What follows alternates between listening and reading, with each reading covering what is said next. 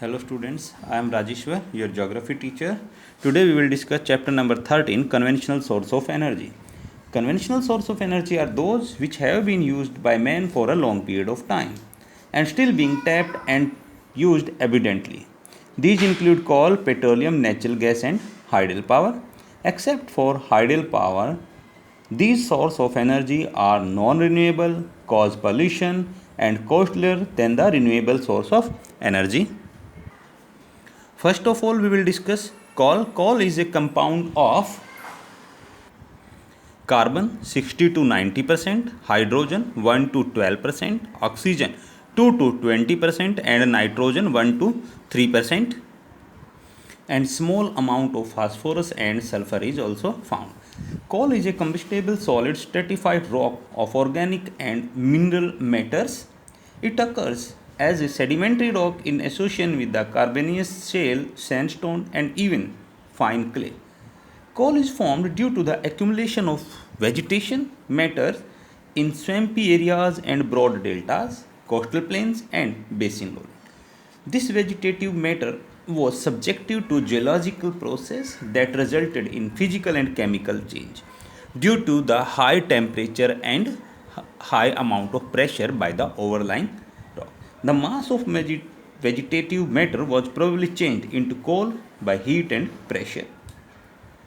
And depending on the amount of carbon content, moisture, and volatile matter, coal can be classified into the following varieties named anthracite, bituminous, lignite, peel. First of all, we will discuss anthracite. Anthracite is the highest and hardest ranked coal among the world. It is shiny and lustrous, jet black, and also completely compressed. It has 90% carbon content. It burns without smoke and burns slowly. It burns for a long period of time and leaves very little ash behind. It has a high heating value. Next is bituminous coal. It is hard, black, and compact and makes up almost 80% of the world total coal output. It varies greatly in composition and in carbon content. It varies from 50 to 80%. Steam coal with a carbon content of 80% is the best bituminous coal. Household coal, which is black and lustrous with fine carbon content varying with 50 to 80% of carbon content and has a wide utilization for domestic purpose and special value because when it is heated in coke oven, it fuses into coke, an important ingredient in iron and steel smelting in blast furnace. Third category of coal is lignite. Lignite is also known as a brown coal and is a lower grade coal. It comprises about 40% of carbon content and a good deal of moisture and less combustible matter. Last category of coal is peat. Peat represents the first stage of transformation of wood into coal. It has the least carbon content and is inferior to the other coal, and it is an accumulation of vegetable matter and which has undergone varying degree of decomposition and carbonization. Keep this thing in mind. Anthracite coal is found in Jammu and Kashmir only. Indian reserve of anthracite coals are not sufficient. It is ideal for domestic use because it is smokeless fuel and high calorific value. Now distribution. India ranked third after China and USA in the coal production. The oldest coal field in India is Raniganj in West Bengal and the largest coal field in India is Jharia in Jharkhand. Indian coal field is mainly formed by the two geological periods. First is Gondwana deposits, second is tertiary deposits. First of all, we will discuss about the Gondwana deposit. It accounts for near about 98% of the total reserve of India. Gondwana coal is almost free from moisture and contains sulfur and phosphorus in small variable quantities.